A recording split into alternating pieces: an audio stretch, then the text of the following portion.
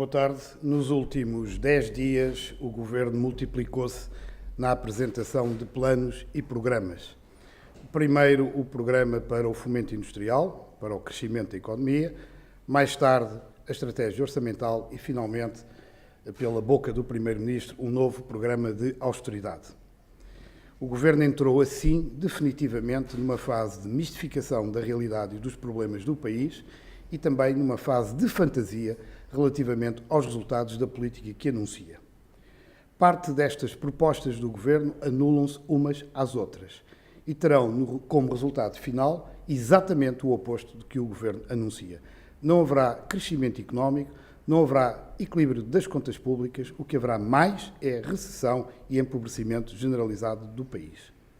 Eu queria fundamentar agora estas afirmações, esta opinião do Bloco de Esquerda, chamando a vossa atenção para o seguinte. Nos últimos 2 anos, os resultados da política de consolidação orçamental do Governo são os que estão aqui apresentados. As medidas de austeridade valeram mais de 23 mil milhões de euros e apenas contribuíram para a consolidação do orçamento em 8,8 mil milhões de euros, o que significa que os 17,2 mil milhões de euros de diferença foram absolutamente inúteis em matérias de sacrifícios, foram absolutamente desnecessários e não contribuíram em nada para o equilíbrio das contas públicas.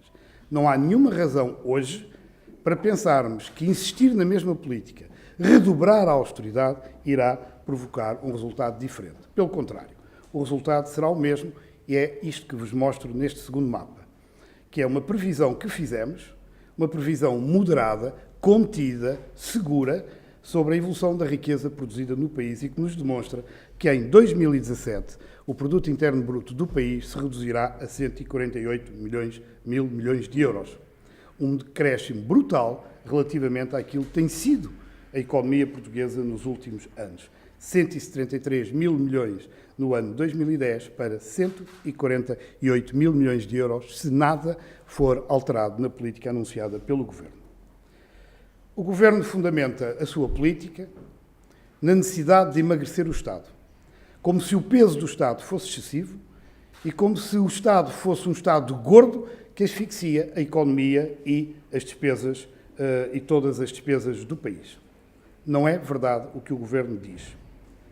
Em primeiro lugar, nas despesas de educação, o que nós podemos verificar é que o que gasta o Estado português é o valor mais baixo de todos os Estados membros do Grupo Euro, do Eurogrupo, como aqui está bem demonstrado. Mas se formos também verificar uma outra despesa significativa nas contas públicas, como são os gastos na saúde, reparem bem como Portugal está abaixo da média da OCDE e de muitos outros países, Estados-membros da União Europeia. E, portanto, nós concluímos que não é o Estado o problema do equilíbrio das contas públicas. O equilíbrio das contas públicas está no fraco crescimento económico que vai continuar a não existir se for continuar esta política do Governo. E, portanto, queria-vos, para terminar, dizer o seguinte. Quando o país empobrece, todos empobrecemos. E não vale a pena ao Governo procurar dividir para reinar, pôr uns portugueses contra os outros, porque isso em nada alterará a situação de cada um. Os trabalhadores no ativo não beneficiarão de mais desemprego, como os desempregados também não beneficiarão de haver menos trabalhadores no ativo.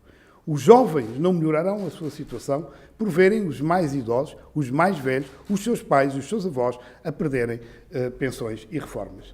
Nada disso resolverá os problemas do país.